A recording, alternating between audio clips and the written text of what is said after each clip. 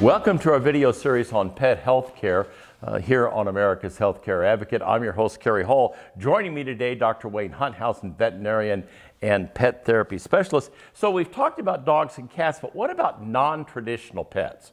What do you do when you have a non-traditional pet and maybe that pet doesn't like a family member? Doctor? Right. And what if that family member or that family member happens to be your husband?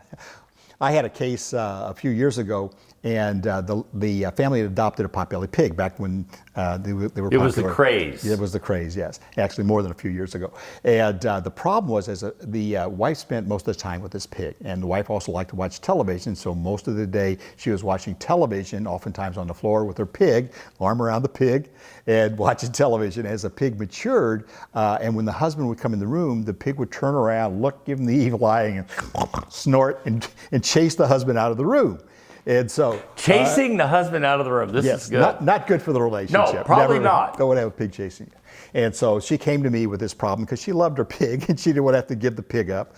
And so people were telling her, well, you got to show the pig who's the boss, and they were suggesting all these physical things and punishment and things like that.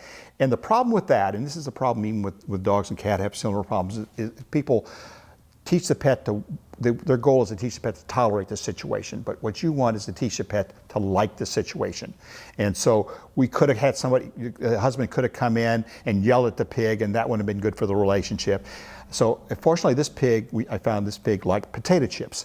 And so what we did is we set up a situation where every time the husband appeared into the room, the wife would feed the pig potato chips. And so the pig started learning that, gosh, the appearance of the husband wasn't so bad, but it predicted he would get something good. And gradually we brought the husband in closer and closer, giving the pet potato chips, and everything was good in the kingdom.